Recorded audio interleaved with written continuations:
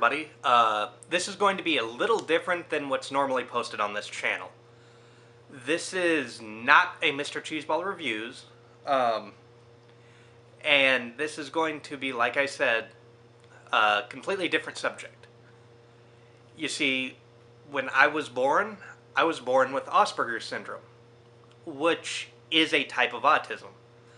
I, however, am high functioning. What this means is that I'm allowed to dress myself, I can do things normally, except a few things. One of those things is that if I touch Kleenex or sometimes a newspaper, my skin will actually crawl and I can't touch them. Another example of something small, for instance, is conversations. I am socially awkward because of this. I have since learned how to get over it a little bit, but sometimes it still creeps in. You may be asking yourself, why am I making this video?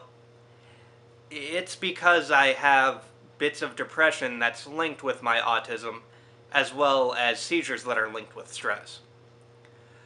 My bits of depression happened because of how I was treated in high school, and as somebody, well, not just high school, but through school, I should say, and as someone who sees patterns, and I tend to go off of them, that's how I feel like I will be treated, and when I get depressed, I get really depressed. What happened through school is because I was different. I know at one point I was fighting over a girl, which was in like 2nd or 3rd grade, I think I was told. And then I know later on that what happened was there was this gang of kids in my junior high, and they ended up grabbing me and slamming me into a water fountain. I was the one who got suspended because I provoked them. I then turned around and went to ask a girl out, and because I'm socially awkward, I probably said it the wrong way or something like that, and I got upset and said, well, I'll get a gun and kill myself. The problem was people had said this all the time at my school, that, oh yeah, I'll just kill myself, which is, I think, still a saying if something is pretty bad. I'm not sure. And so what happened after this is that they looked into what I was reading, which was a book on how the mortuary screw you, and a book on famous serial killers, I believe. And so they realized that, hey, I had said this, I'm reading a book on serial killers and mortuaries, so therefore I'm going to shoot up the school. So they expelled me from junior high. In high school, things got a little better, but I'm still, as I said, socially awkward. I still feel that I'm against the world mentality. Another interesting thing that people might not know is that with autism, there's not that many of us that make it. A lot of people do end up committing suicide. A lot of people do end up not surviving the torment they're put through in high school. I mean, for me, in high school, I even had a teacher come up to me and tell me that other kids were complaining to him that I stunk and I need to wear deodorant. Mind you, I was wearing deodorant at this point, and mind you that, it's not something completely right to say while other kids are there, and this teacher was seeming like, now, looking back on it, making fun of me. But like I said, most of the kids don't make it. I'm one of the few who has. And I'm lucky to be where I'm at now. I got married, which not many people with autism do. I don't have kids, but I have 2 cats, as you might or might not be able to see. There's a cat to my left. I'm able to do my YouTube show. And my YouTube show gives me a lot of fun, and through the YouTube show, I've been able to meet some amazing people. And heck, I'm even producing a film now, which I didn't think was possible. And it's all through the web show that I've done and through helping these, independent films. One of the other things, I guess, that needs to be mentioned is that if I put up something on Facebook, if you're friends with my actual account or friends with my cheeseball page, the cheeseball page, I don't put any of that, but on my personal Facebook page, I put up stuff about my depression and about how I feel just to get them out there, not so much because I want to harm myself, not so much because I want to commit suicide, but I put them out there so I don't punch a wall, I don't break anything in the apartment, because as I have my disability, I also had anger issues with it. Most of those have tended to go away. But as a kid, when I would get angry, I would just go ahead and hit somebody, which I know is wrong. At the time, I didn't. And also, I also do take some stuff literally. And the problem is, for instance, one of the things I'll relay is I had somebody who agreed to do something for my show. I'm a friendly person, so I said hi to that person, and then they blocked me on Facebook. To somebody watching this, to any of you watching this, you're probably thinking, oh, that's not a big deal. F that person, I'm done. Well, with me, I take this stuff personally. To me, that got me very depressed because I lost a friend for something that I'm supposed to love doing. And I do get like that, and I also make attachments easy. So if I'm a friend of yours or you're a friend of mine and I try talking to you once a day, it's not because, I'm a stalker or I'm creepy or anything. It's because that's just me. I talk to people, I'm home because my seizures make it hard, so I can't really do much of anything. I can film, but I don't like going out other than going out on walks. So it makes it hard for me to hold down a job, I should say. With the attachments, it's very easy for me to, and I'm not saying something horrible, but I'm married and I love my wife to death, but if my wife's gone, it's very easy for me to cling on to somebody that I can talk to while my wife's at work. It's very easy for me to cling on to somebody who says they're my best friend, and I'll just start talking to them.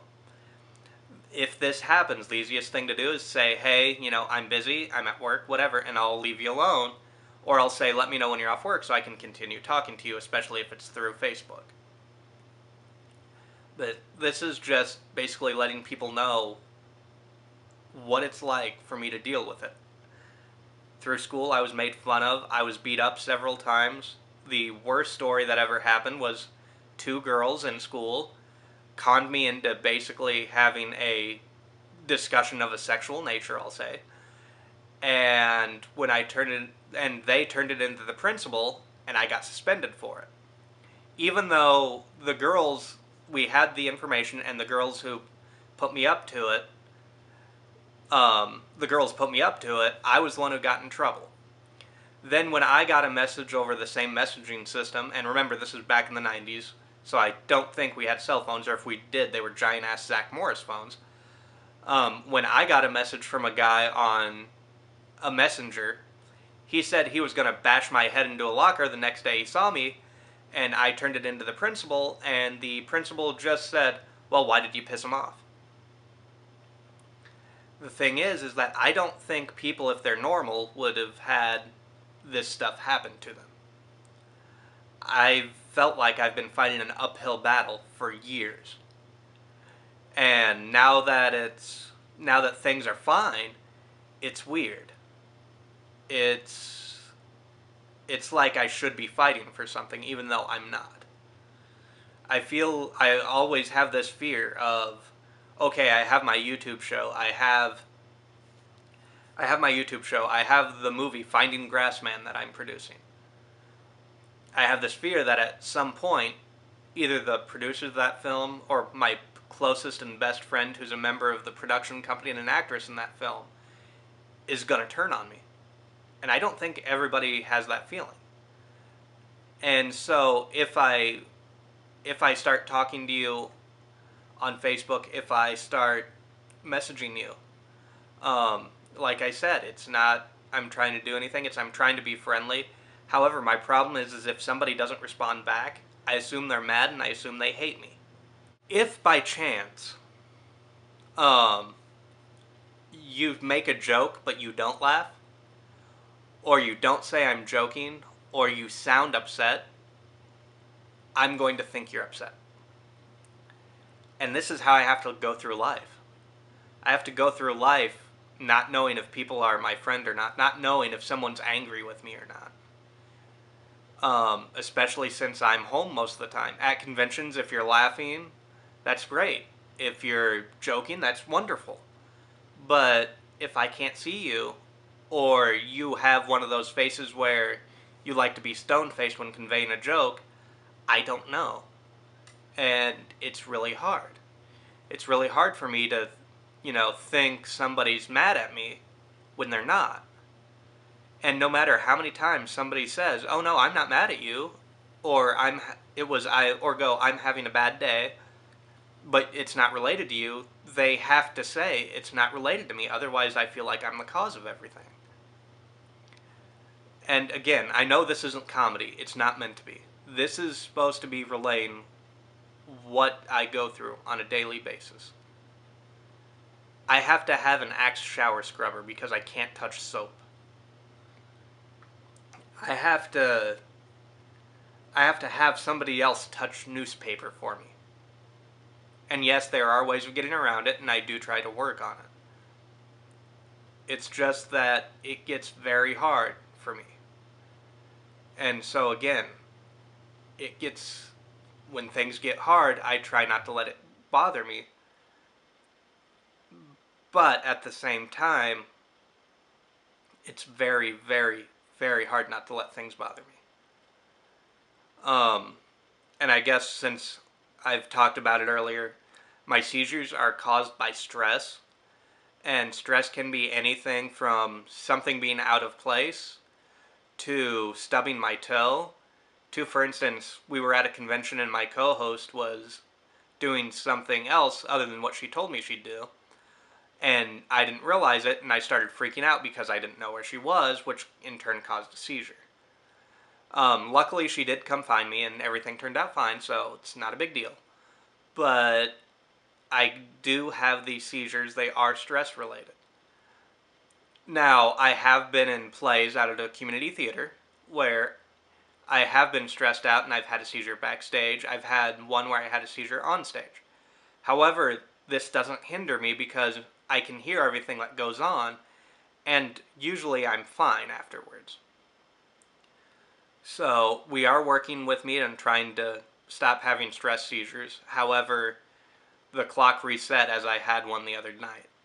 So I am working on it. I am working on my autism, on facial expressions and all that. But please, if you talk to me through social media, please keep in mind that I do have autism and I do have Asperger's syndrome.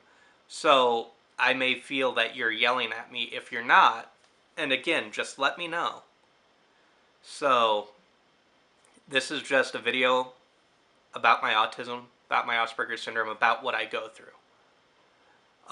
If you guys would like to see more, well, not more, but I guess if you guys want to know more, feel free to talk with me, or if you want to help, go to autismspeaks.org. As I said, I am high functioning, so other than that, I guess the only other things I can say is that the next video will be a much happier one, as the next video will be Don't Eat the Bubblegum surprise box. It will be an unboxing of that. And then after that will be our Toxic Avenger review with Adeline and I. So thank you for listening. Please share this video if you can, because I'm one of the few people with autism, I feel, who people watch. Well, not watch, but I'm one of the few people with autism who I feel like has that voice.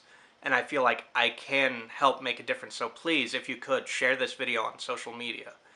Even though a lot of it pertains to me, it pertains to other people with autism and Asperger's syndrome as well.